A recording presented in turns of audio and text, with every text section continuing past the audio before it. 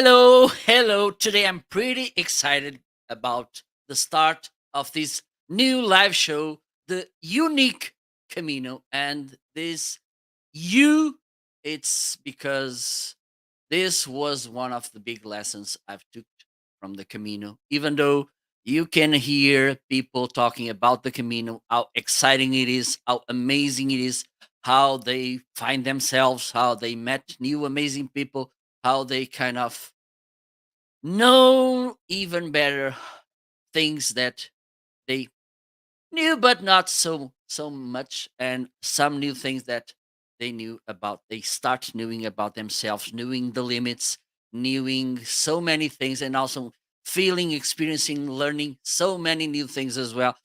And the thing is, there's no just one Camino. So I made this kind of juggle between the words, something that if you know me, you already know that I love to do. And I came with this idea, the unique Camino, because it's just and it's only yours Camino. There's no way that someone should say to you, you should do the Camino this way or that way. No, it's your way. Well, I don't think that making the Camino by aircraft it's a nice thing, but who knows? maybe maybe this could be one idea. So I finished the Camino. I'm a content creator for a while, since 2015 at least. And one of the things that came in my mind was I need to make a live show. And probably this will go to podcast as well about this, so people can know better the Camino. Some people could share their experiences, why they made the Camino, what do they learn, which difficulties they faced, which challenges, big takeaways they brought from the Camino, hopefully in the backpack, so they can use them in the day by day life as well. And also share, because this is a struggle as well. We see, I'm in some groups, Facebook groups about the Camino, and this is something that I see all the time. Which boots should I pick? Which kind of backpack?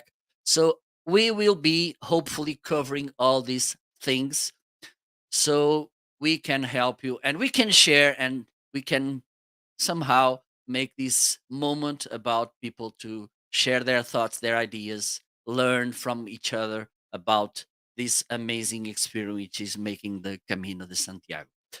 And today, I because this idea was kind of in my mind, I was in these Facebook groups, always paying attention to people who were sharing things there, posting nice insights.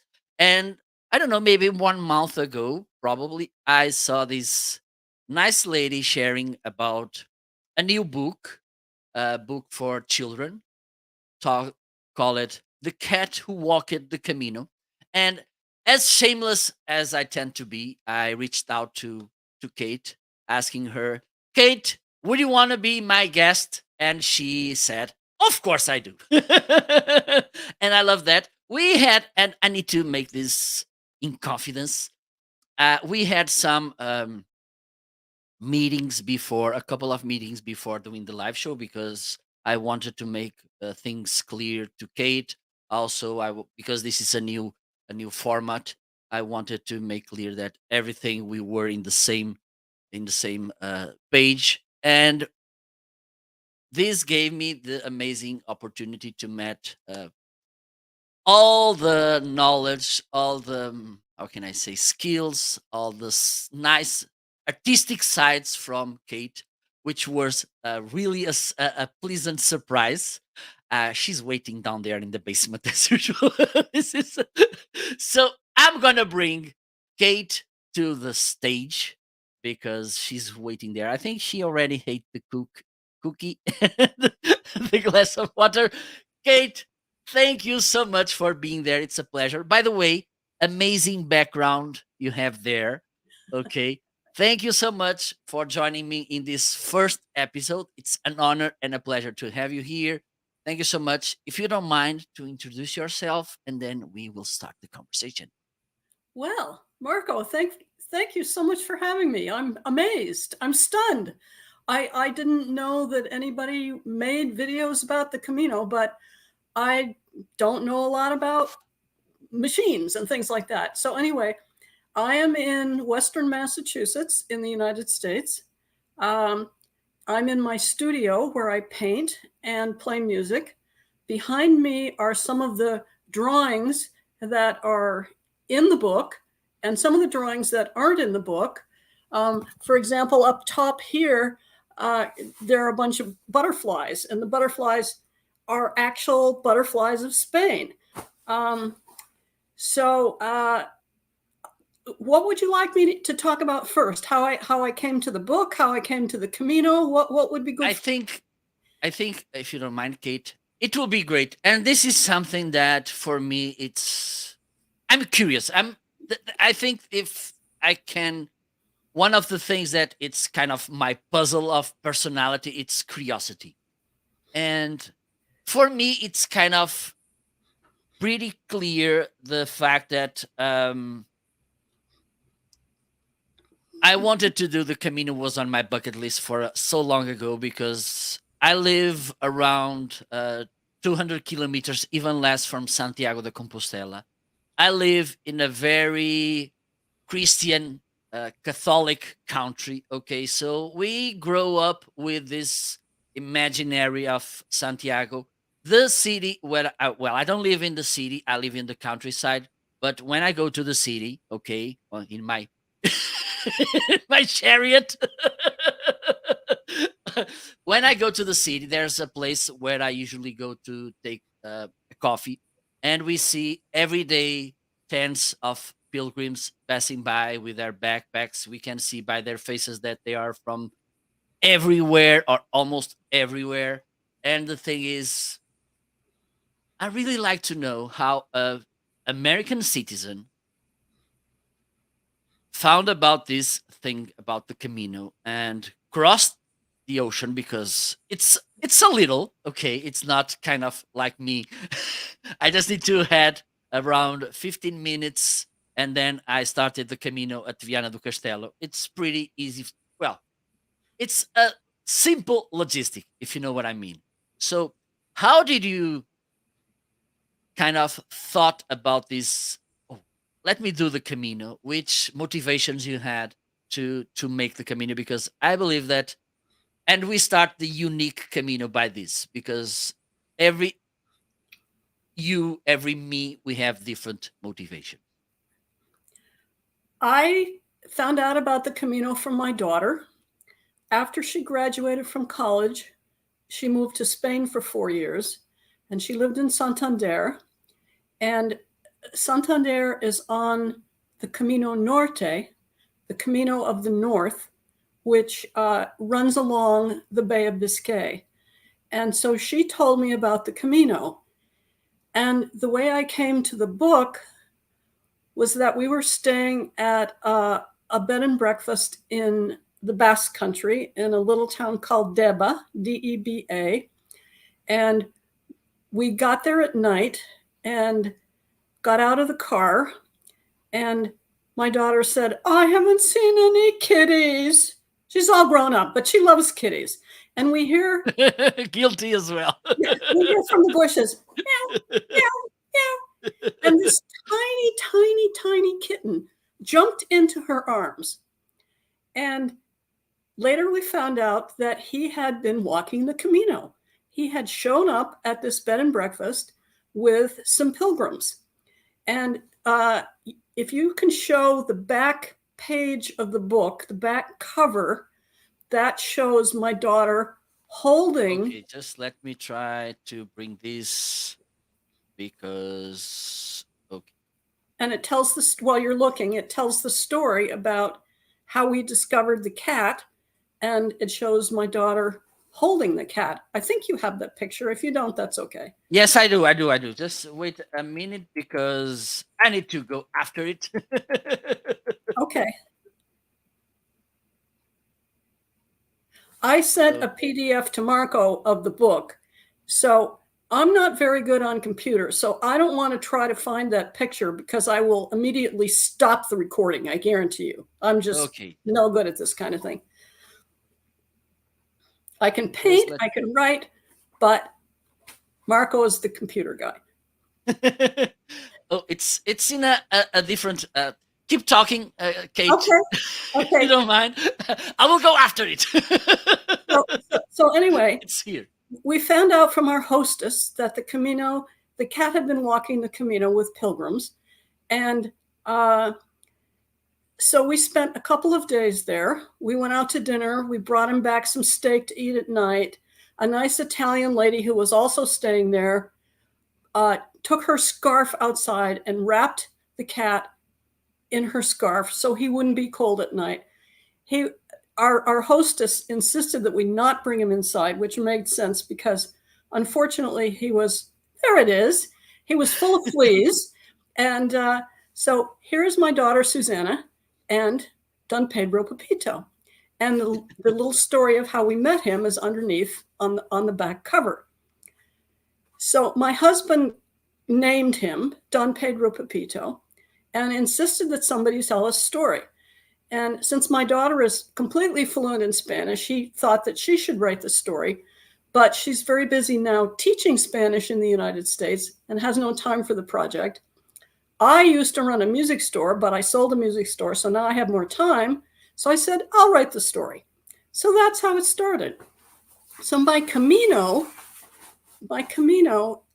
started in the way that nobody else's Camino started, because I wanted to see what the cat saw on the Camino so I could tell his story in a proper way. So I have not such a good back, so I did not walk 500 miles. I walked parts of the Camino, and I went to the highlights of the Camino. I went to the Cruz de Hierro. I went to the Cathedral of Santo Domingo to see the chickens. I saw all those things, but I must tell you that I took a little tour with a bus with about 7 people, and we went to the highlights of the Camino. And then we walked into Santiago de Compostela and saw the Batafumeiro. And so that's how it started. And I also did a lot of reading about the Camino, of course, for my book. What I discovered is there are lots and lots of books written about the Camino, but they are either tour guides, and keep in mind, fascinating to me, the first tour guide for the Camino was written in 1100 AD. That's almost 1,000 years ago that the first tour guide was written for the Camino. And the next thing that are written about the Camino are how my Camino changed my life, how my Camino helped me find peace in my life. But there were hardly any children's books. So I said, well, this is a niche that I would like to fill. And so I did it partly for my own pleasure, but I also did it to inspire families to take their children on the Camino and show them the sights and the glory of the Camino. And if a family does the Camino, they don't have to do the whole thing. They can go to the cathedral to see the chickens, and that could be a day trip. Now, from the United States, many people walk the Camino in sections. So they'll start at St. John Pied de Port, and they'll walk for 3 days, and then they'll go back to the United States, and then they'll come back to where they left off.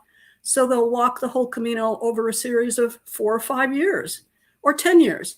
Some people, especially the young and able, walk it all the way through. Some people do it on bicycles. In the old days, I didn't see anybody, but in the old days, people used to do it on horseback.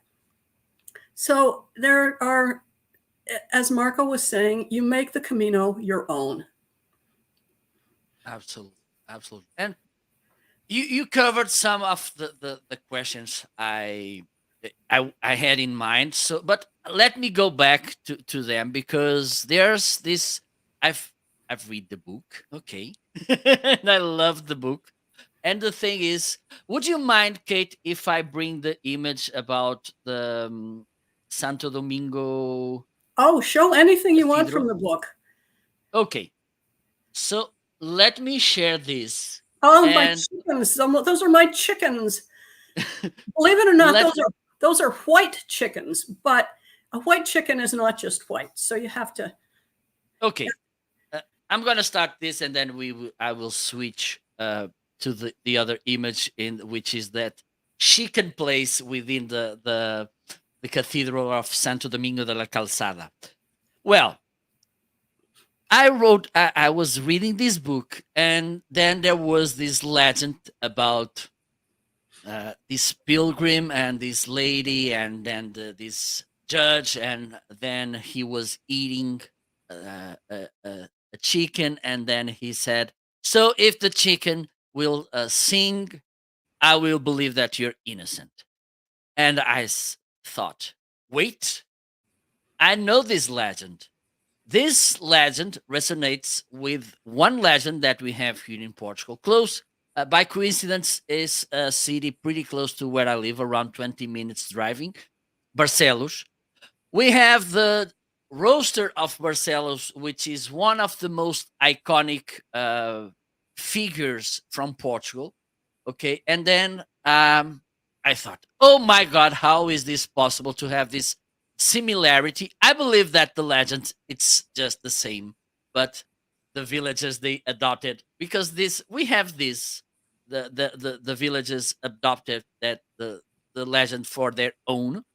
And the thing is, I thought about this. 10 minutes later, I was meeting with Kate, asking her, Kate, do you know about this? And she said, of course I do. How do you felt? Because as you said, and it's noticeable during the book that you made this investigation. How did you felt? Because for you it's kind of different, because you didn't knew about this legend here in Portugal. Probably you already knew about our Barcelos roaster, but you didn't know. How do you felt uh, about this? How because this I believe this is a nice coincidence. Let me show you the cathedral. That's the chicken cage that they built for the chickens after the miracle, because they were so happy that they wanted to keep these chickens forever. I didn't find out until about the Portuguese connection till very long after I had illustrated and told the Spanish story. It just came up accidentally, and so I learned about the Spanish story first. It didn't surprise me, but I it's a great story. There's two miracles in there. There's two miracles. One is that the boy is found guilty of robbing this girl who actually framed him. She put the silver candlesticks in his backpack because he wouldn't pay any attention to her, and then he was arrested and he was hung. And his parents went on to Santiago de Compostela, and they came back, and he was still alive. So he said that the Santo Domingo had supported his feet so he could live all those weeks while his parents were gone. So that was the first miracle, was that he lived. And the second miracle was that, like it says here, that boy is no more alive than these roast chickens I'm eating for my Sunday dinner, roared the judge. The birds instantly grew feathers, flew up from the table, and began to sing. So it's two miracles. And then, as I say at the end, every pilgrim stops to see them. As I say in the page before this, chickens in a church? Why would there be chickens in a church? That's ridiculous. But it's irony. It's poetic irony that to have the chickens in the church. And if the rooster crows while you're in the church, it's good luck for your Camino. Yes, I've seen that as well. And the thing is, Kate, I made some research as well, and I shared this story with a friend of mine, which is also even more than I passionate about the Camino. He made the Camino lots of times. The last one I made heading to Fisterra, it was with him, and he made he didn't knew, but meanwhile he made the investigation, and there's the same legend in Toulouse in France. So, it's a funny story. It's But it's another thing, pan-European, all across Europe. yes, yes. I came with this joke. Maybe there was a catalog with legends and miracles, and someone was from village to village. Do you want to pick one? But another thing, and I want to ask you, Kate, because you're an artist. Okay. And did you had in mind when you started doing the Camino, or even before that, this could be also really inspirational on your artistic side? Because in the social, personal side, it is always inspirational, the Camino. But on your artistic side, did you had in mind, let me get some inspiration from the Camino to make some new things and to bring new things? Or this is kind of accidental that you came with it? And by the way, let me reinforce, let me stress this idea that the illustrations, they are beautiful. I love, and we will talk about the artistic side and some artistic things in a moment. But do you were kind of deliberate about this, or this was kind of accidental? Oh no, I thought long hours about these illustrations, and before I make a painting, I have it already finished in my mind, so I just have to execute it. Um, and I did go to the internet for several things. If you see, let's see, how does this work? Right where my finger is, there's a picture. This is very interesting. There's a picture of a man in a wheelchair. Well, one of the Camino books is the story of how this man got a debilitating disease, but he wanted to walk the Camino. So his friend said that he would push him the whole length of the Camino. And there's both a children's book and an adult book about this pair of men, one of whom was completely, he wasn't even sitting up like this man. He was completely flat in the wheelchair. And his friend pushed him the whole length of the Camino. And that was so moving to me, that a friend loved his friend so much that he would push him the whole length of the Camino. In the story about the man in the wheelchair, they reach the bottom of a place where one person can't push this wheelchair up the rocks.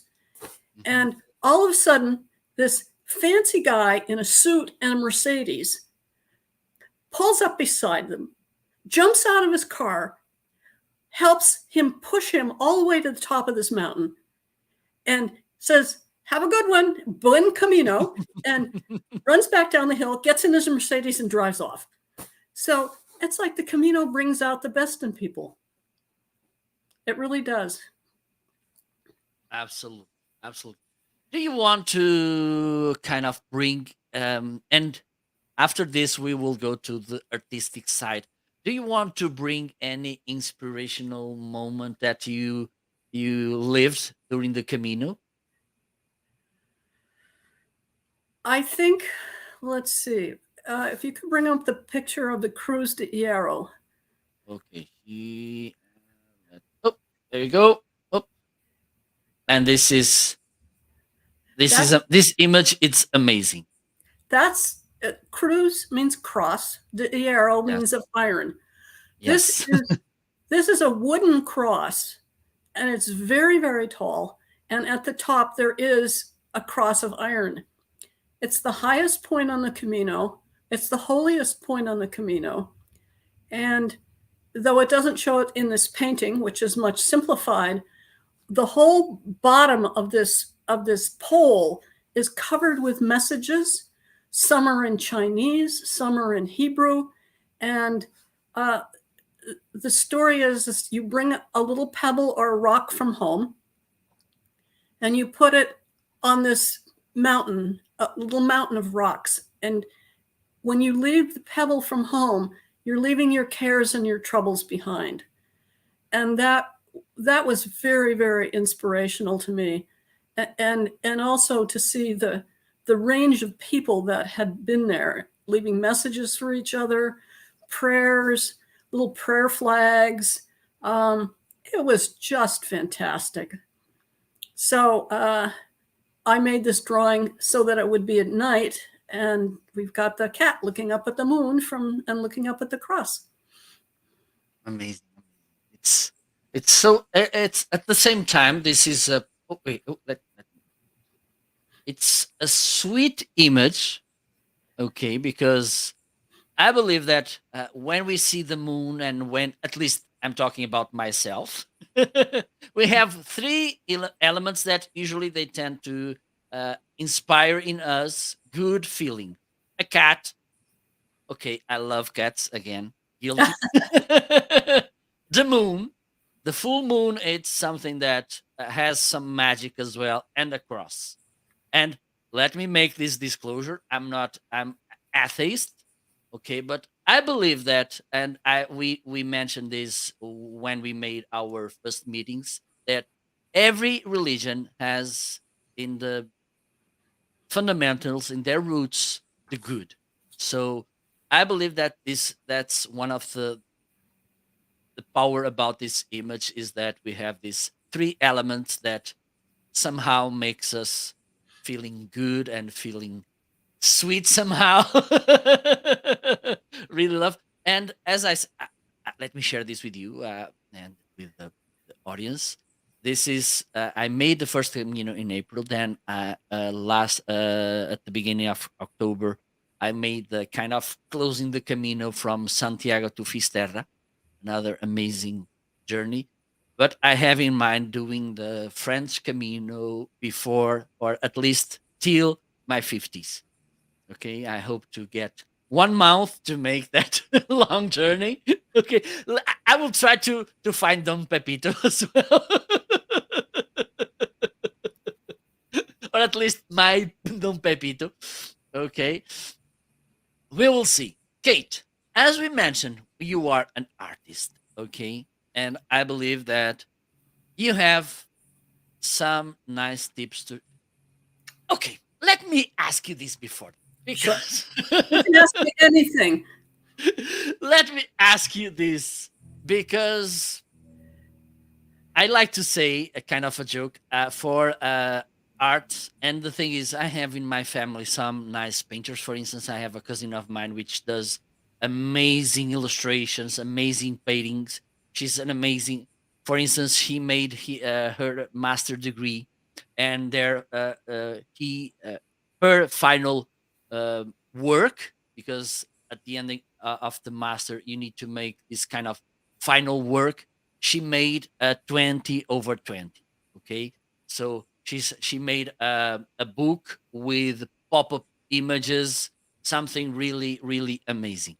But the thing is, believe me, I tried, but I can't draw, I can't paint. I like to say I have two left hands for that. My question, Kate, do you think that this artistic side, it's something that we born with, or that we, even though we are left two left-handed person, if I may, we can become a good painter? That's a very difficult question. Basically, I think you're born with it. I was painting and drawing. I remember drawings that I made when I was 4 years old. But it's like anything else. If you want to do it enough and you practice, you can become proficient. So I think that the will to do it is probably the strongest element. The wanting to do it. Well, and I think, I don't know if you knew this.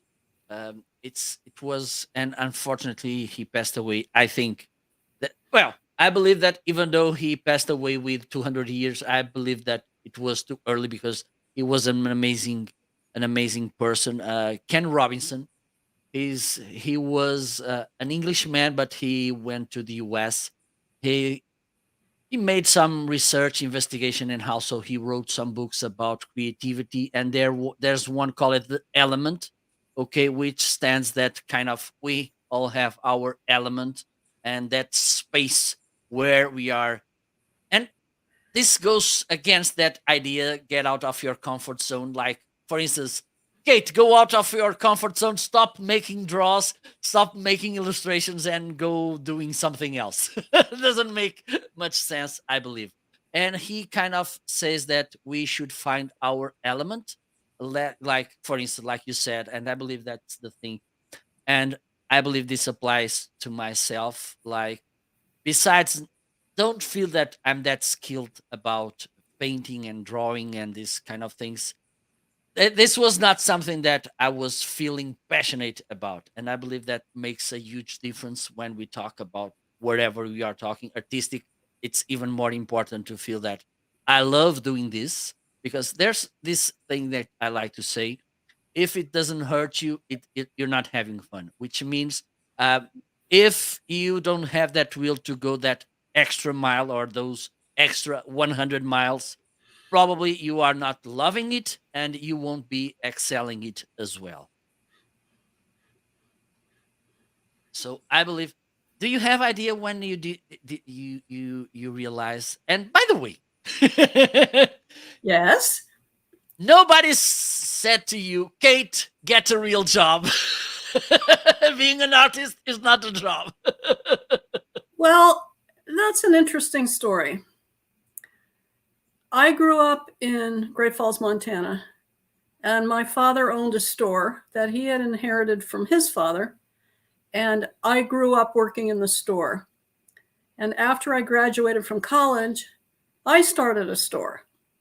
So for 30 years, I had the store and I sold musical instruments, stringed instruments. I didn't know anything about things with holes in them like trombones or flutes, but I sold stringed instruments, guitars, banjos, mandolins. And then I don't use the R word, which is retired. I really don't like that word at all, because when I stopped going to the store, then I started playing more music. I started painting like mad. I started traveling. So it just was very natural for me to continue my art. So I don't. Did I answer your question? Yes, yes, absolutely, absolutely.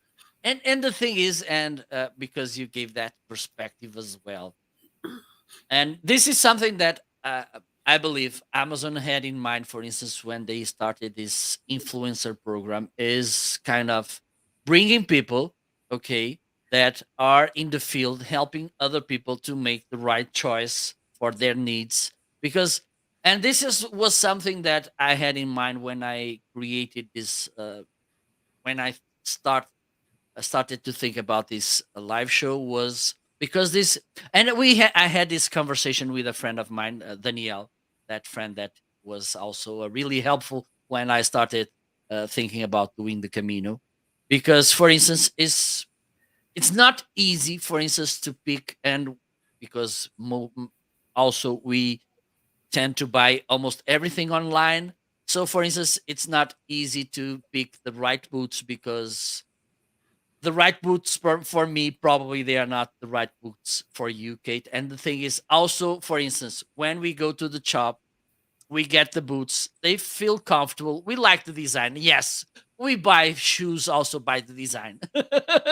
But when we need to walk, for instance, 10 miles a day or 15 miles a day, it's different than that feeling we had at the shop when That's we true. tried the first time the boots. So one of the things I wanted to bring as well with this show was the chance to help people with this. So I believe that, for instance, if I was a guitar player or a musician and I go and I headed to your store asking you about something, it would be really helpful that you were a musician, as I am, to kind of guide me in a better way about my choice, right?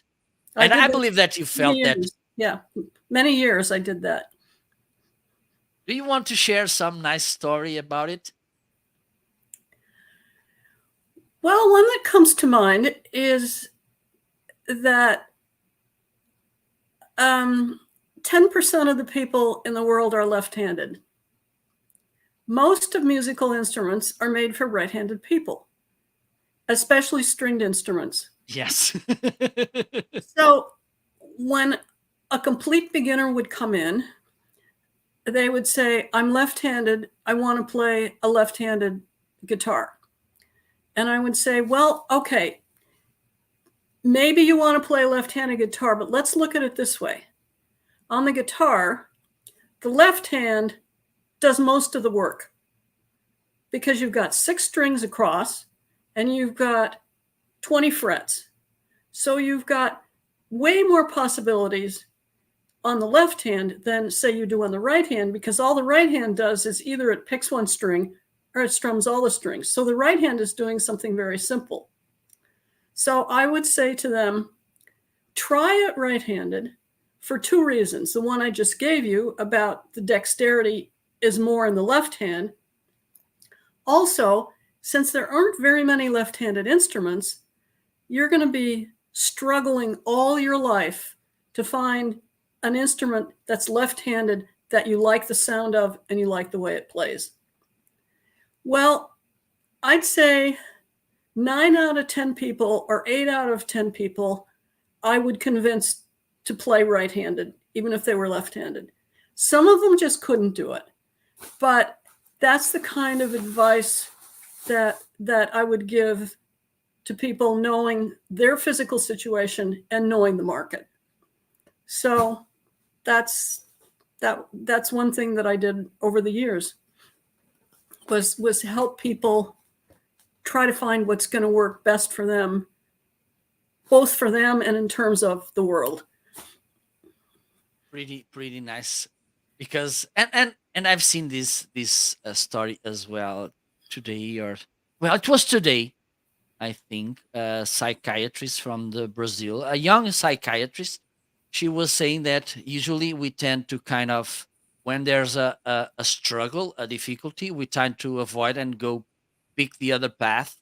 But she said, no, maybe we should think, okay, maybe how long does this last? Not so much. So let's keep doing it, or how can we overcome? So I think this is a nice way to see things, because indeed, being a left-handed uh, in music and in strings instruments, it's not kind of good somehow, but nice perspective that you brought, so people could because the thing is, as you said, there's no much instruments made for left-handed people, so probably you won't be liking. And again, as usual, the sound coming out of an instrument, it's something really personal as well, and the the possibilities would be really narrowed if we only picked left-handed instruments.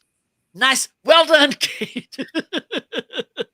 But one of the things that I believe it's not a problem for left-handed people, and I can say this confidently, because one of the most amazing painters from the whole time was left-handed. Do you know who it was? I Well, do. Lenny. Da Vinci. Leonardo da Vinci. Good one. And by the way, this was not talked before this. Okay, this was I just came up with this right now, and yes, he was a left-handed, and the thing is, he made amazing paintings.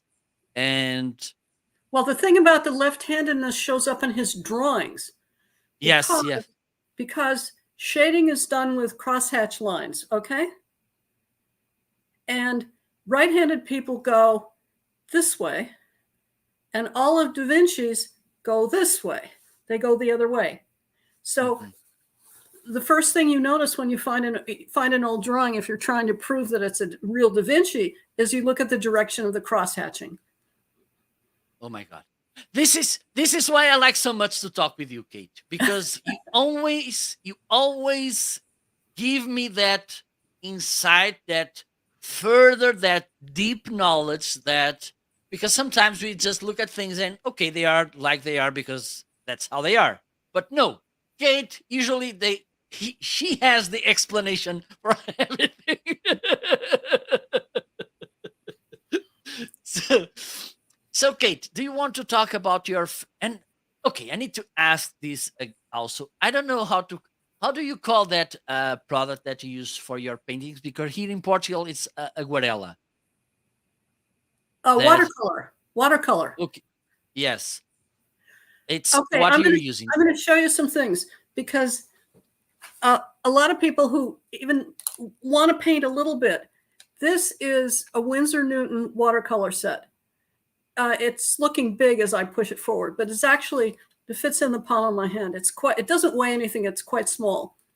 And so if you want to paint on the Camino, I mean, people are always concerned about how much weight they're carrying. This is tiny. The paper book that I would take is tiny, and the brush is tiny. But this is a fabulous setup. Okay, so this is what you see. If you open it up. Let me put yourself in full screen so people can. Oh, okay. This top becomes the bucket that you put your water in. Oh, nice. Okay. Then this is the container for water. Then this is your palette. So this is where oh my God. So this is where you mix your colors. You have it flat. And then here are your paints. And there's not in here, but there's also a little sponge that fits in here. So this is an amazing piece of engineering. Absolutely. I'm amazed. So if you want to paint on the Camino, you don't need to worry about carrying 500 pounds of oil paints or anything. All you need is this little Winsor Newton paint set. Now there are two of them, depending on the grade of paint that's in the pans. And one of them costs a lot more than the other one does, but you can choose either an inexpensive one or an inexpensive one, depending on the quality of the paint here. Mm-hmm. So I would encourage people that think, oh, well, it's going to weigh too much. It's going to take too much room. I don't want to paint on the Camino. It's really easy. You just, here's everything, your water bucket. So that's one thing I wanted to share. And I'm amazed with that. So, for example, okay, let's see. Here's one of the paintings I did on the Camino. Oh my dear God. Anyway. Love that colors. The colors for me, they are amazing. So you can keep in your travel journal. This is my travel journal with pictures. Oh, this is interesting right here. Here's the Cruz de Hierro. So let's see, this is all backwards. So here's the cross, the bottom of the cross, mm-hmm. and all the people that are going there. And then this is at the bottom, and these are all the signs that have been posted onto the cross. This is kind of your journey book? Yes, I keep one every time I go. That's amazing. That's amazing. And the thing is, let me share this. We can have secrets. Kate. So when you sent the products list that you wanted to cover during this live show, I kind of added them without looking further what they were. But the thing, when you brought that little box, I thought, okay, wait, what is this? And then you start opening, and I saw, oh my God, this is crazy. Because I've seen he was doing kind of illustrations like sketching. This man from, I think he was from Japan. One of the things I do on Instagram is following the hashtag Camino de Santiago. And sometimes we see these posts by artistic people that do amazing things. And the I was mesmerized when I saw his paintings. Maybe later I can share with you his Instagram profile, because he does amazing sketchy. I, please don't get me wrong, because I'm not an an specialist on this. Okay, don't throw me rocks because I may doing this not the right way. But the thing is, I was completely, because he made, for instance, the draw from the cathedral.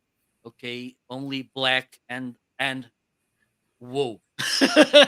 It was a really whoa how amazing he made. And I believe that, at least, if I wouldn't did the Camino already, I would say that just the cathedral and the whole Obradoiro Praça would be an amazing inspiration for artists, and mainly, for instance, for uh, painters and this sort of things. But doing the Camino, you will find that, let me say this: the whole Camino is a work of art. With those landscapes, there's these amazing churches, uh, woods, rivers, the sea, the little, I don't know how, because I know that you met at least the cat, but I met cows, donkeys, sheeps, cats, dogs, horses. So crows. I've seen lots of crows. Yeah. Also, some kind of eagles or falcons. I don't know, because Yep. this, for me, they are a little bit harder for me to uh, kind of distinguish because they have they are similar. But the thing is, there's this, and for instance, I had this encounter with a little donkey. And for instance, Daniel, who was with me, he told me that some weeks before he went to a farm which had donkeys, and he said that when was the right way time to approach a donkey, because he has the ears. Okay, so if the ears are facing to the front, it means that he's friendly. If the ears they are kind of turned to the back, it means that he's aware, he's kind of worried, or maybe not so in a friendly mood. Okay, so I was kind of, let me see now. Okay, you turned the ears to the front. I'm close to you. Okay, they are turning back. Let's go back as well. So this was kind of a lesson. Are you willing to make the Camino again to get more inspiration, Kate? Am I going to do it again? Yes. I don't know. I'd love to.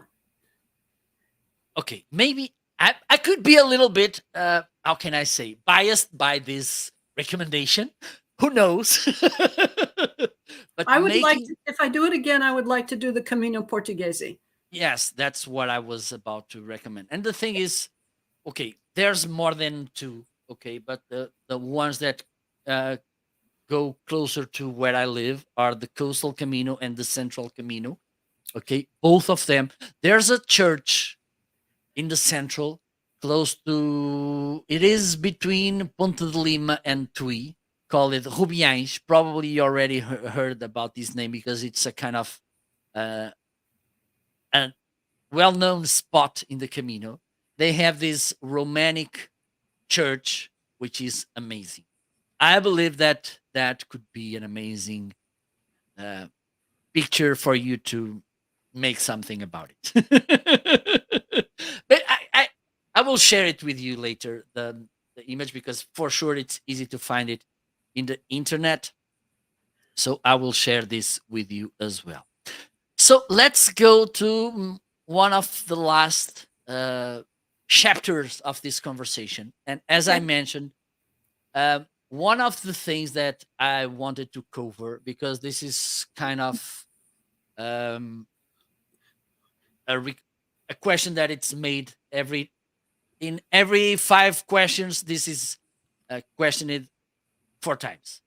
Which boots should I wear? And also, and I'm glad that you brought it, socks. Because let me share this with you, Kate. When I made my first Camino, my feet finished like there's a saying here in Portugal when something goes really bad, smashed by the end, they look like the head of a poor. Well, I don't have any socks to show you, but the socks that I like are called Darn Tough, and they're made in Vermont. And they make several different grades of socks, but those are the ones I like, and I've seen people mention them also on many Camino sites. So Darn Tough. And also, since I worked in Vermont for 35 years, I'm prejudiced towards Vermont, which is the next state north of where I am right now. Oh. For boots, I'm going to show you. The boots that I'm completely in love with are called Vesque. Vesque in Spanish, you wouldn't pronounce the V, you'd pronounce it B, but V-A-S-Q-U-E, Vesque. And these are the Vesque boots that I wore in the Camino. They're completely worn out. They're starting to fall apart, but I still wear them. They're still comfortable. I use them for gardening, and they're at least 10 years old. So this week, in celebration, I bought myself a new pair. Oh, nice. And I wore these on a long walk yesterday. These are they look really, they have brand amazing. new so they've got a vibrant sole. So they still have, grass and dirt from yesterday on them, but almost waterproof. And the thing, people wear all kinds of shoes on the Camino, but for me, I really insist on having ankle support. So some people will wear a low shoe, but the Camino could be pavement, it could be cement, it could be grass, and this particular Vibram sole gives you really good balance on uneven terrain. And for walking that many miles, I insist on ankle support. Okay, let me show mine. Okay. So I got these ones, which are in the carousel as well. These are from Salomon, that well-known brand. That's a good As brand, you can see, my ankle protection goes even higher than yours. Why? Because I'm 6'2", so I'm a little bit tall. for a Portuguese, I'm a little bit even a little bit taller. Okay, and that's one of the reasons. And these ones that they are yours light as well? Oh, they're featherweight. Okay, perfect. These ones they're very, very light. They may seem a little bit kind of heavy, but no, they are less than 700 grams each. Okay, having in mind these are boots, they are okay. And as you said, for me, the ankle protection, it's pretty important. Okay, the ankle, it's somehow a fragile joint. Every joint, they are fragile. Okay, like knees, ankles, the oh my god, shoulders, because we want mobility, so we kind of give up on robust. So the thing is, one of the reasons is that the main reason why I pick boots is exactly the ankle protection. There's another one which is not that important, but at some point would be, because those little stones, they tend to kind of jump to inside the shoes. So if the entrance it's a little bit higher, this will make their journey a little bit difficult to to achieve. And at some point, it's a little bit annoying having those little grains kind of bothering us. That's another reason why I picked the boots. Okay, because yes. Did you bought this question? Did you bought the usual size you tend to use, or did you bought a little bit bigger than usual? I tried 2 pairs of these boots on when I bought them, and one pair was just decidedly too small, and these ones were just perfect. I have a little bit of a wide foot, and there's just lots and lots of tightness around the ankle, but a lot of room in the toe. They're not long for me, but there's a lot of movement, and when it gets really hot and sweaty, your feet swell, and so you want to have a boot that's a little bit big to account for the fact that you're going to have more moisture in your feet because of the temperature. Yes, absolutely. Let me share this. Both in both Caminos, by the end, I had my we tend to call them here like rocks. Okay, mainly the right foot. It was, I don't know, maybe one size bigger than when I started. And if we don't kind of be cautious about it, if we buy the usual size, or if it is to kind of to narrow the shoe, it doesn't give you room for the foot to swell, and this will cause friction with the sock and the shoe, and I'm afraid that you will get blisters. Did you had blisters, Kate? Say that again? Did you had blisters during the Camino? No. Thankfully. I was, but if it was cool out, I would wear a thicker sock. And if it was really hot out, I would wear a thinner sock. Yes, that's good, because this was one of, and the thing is about the Camino, is that we do this usually. It's a long journey.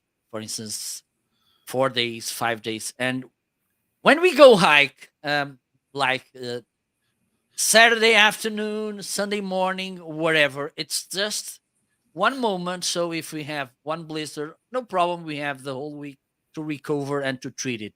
During the Camino, we don't have that time, okay, because it's day after day and long walks. So have that in mind. And as Kate said, it's important to be cautious about the socks, okay, because if the foot sweats too much, this probably will cause you blisters. Right. It's good also to switch socks from times to times if you feel that they are a little bit wet. And I don't know if you saw it, Kate, but I've seen lots of people drying their clothes in the backpack, like them hanging to get Right. dry. Yeah. And this is one of the things that I've been, again. We there's, if I had a big takeaway about the Camino, the first one, this one, I had kind of things were well better covered, is that the best way for me to prepare to the Camino was by doing the Camino, because there are so many lessons that you learn by doing it, by feeling it, that there's there's the only way. I believe, like, you're a mother, the best way for you to prepare as a mother was being a mother. So, Kate, we are about to finish. If I was someone willing to do the Camino, which motivations would you say to me, like, you should do this the Camino because of this? I can't pin it down. It's all just so fabulous. It's just the terrain changes. You experience all different kinds of ground, from grape vineyards to the meseta, which is flat and dry and goes forever, and the wind just blows through you. And then you get to the Green Mountains of Galicia, and you the up and the down. It's a whole lifetime condensed into one walk, and you get to meet people from all over the world. So you'll meet somebody on Wednesday, and then you won't see them again until the next Sunday. But they're your friend because you had lunch with them in one town, and then you'll have dinner with them 5 days later in the other town at a different hostel, alberg. So it's it's the experience of a lifetime. It really is. Absolutely. Wanna share one idea why this is the unique and only Camino for you? Oh, well, the problem is there are so many different Caminos, the Camino Norte, the Camino Portuguese, the Camino Frances. I've read books where the Camino starts in England or it starts in Switzerland, and you make it your Camino, and that's why it's unique. And you have to be careful not to let anybody discourage you because you're going to do it one way and they're going to do it another way. You have to do it in terms of your time and what your body will allow you to do. Absolutely. And your budget as well. Because sometimes the budget is also a problem. Yes. But yes, I think, and that's, this was, I don't know about you, but this is something like, for instance, I like to come with new live shows and this sort of things. And this was one of the struggles. Which title should I bring to this new live show? And I was thinking about this, the Camino, it's your Camino. It's just you and yourself. So there's no way that someone should say to you, you should wear shoes, not boots. You should wear a backpack with 1,000 kilos, or you should not wear a backpack. No, it's your choice. It's your Camino. It's about you. Because the thing is, and I had this conversation with Danielle the other day as well, because sometimes people tend to get a little bit upset when we see people which are young and they look healthy not wearing the big backpack and just a little backpack, and they go, and we know that the the main backpack was carried by a taxi. But the thing is, by the end, we go to our homes, and I will get my experience. I will get my my learnings, my reflections, and the other people will get their own things. And we should be aware of this, because sometimes we tend to look too much to the others without knowing that, okay, I overcome this all these struggles. Because, for instance, the first one, I said, by the end of the Camino, I didn't had blisters on my feet. I had a little bit of the feet on my blisters, because Right. it was crazy. And this was because I had this all these blisters because I didn't make it properly. Okay, I was not cautious enough to avoid them. But at the same time, I have that feeling that even though I had all those blisters, I it was painful. Yes, it was, because when you carry, I'm 220 pounds. I had my backpack was around maybe 40 pounds as well. So you may think, okay, it was a kind of a heavy wagon that I was carrying, but the thing is, I made it to the end, even though I had all these challenges in the Camino. So we should think about this: which challenges we are facing, which challenges we overcome during the Camino, because our, it's our and our only. So that's what, for instance, for you, I believe that for you would be difficult to carry my backpack on the Camino, because But the thing is, having in mind your specific condition, having the just having the will to cross the ocean to make it, I believe it's a big win for you. Okay, so that's the thing. I really respect people that do the Camino in a respectful way. They embrace, okay, I have this difficulty, so I can't do it the way that most of the people are doing it, if this means something. So you have my respect, and you have even more my respect, because you came with this lovely book. By the way, it's, let me highlight it in the carousel again, The Cat Who Made the Camino. I'm gonna throw you a little challenge, okay? Okay. Maybe translating the book to Spanish, at least. Well, I have definitely thought about it, and I have somebody in mind to do it. I have to see how the book goes in English, because it was a very expensive proposition for me to do it. I'm self-published. As most Camino books are self-published. For some reason, the big publishers discount the Camino books. I don't know why, but that will be a matter of, again, time and money. If I translate it into Spanish, then I'm going to have to completely reformat the book and rearrange the pictures. And I'll also lose the glossary at the end, which is kind of a nice little part of the book. But we'll see. I'm thinking of it. Okay. I can promise you, if you will translate the book to Spanish, we can make another live show promoting it, and we will be speaking Spanish the whole time. No bueno. So you speak both Portuguese and Spanish and English? Yes, and I speak a little bit of French as well. Because for me, Moi aussi. for Portuguese people, it's kind of, for most of us, and because I live close to the border, it's even more usual that we tend to speak Spanish. Also, because of professional reasons, I've been dealing with Spanish people from Spain and also from the Spanish-speaking countries in the Americas.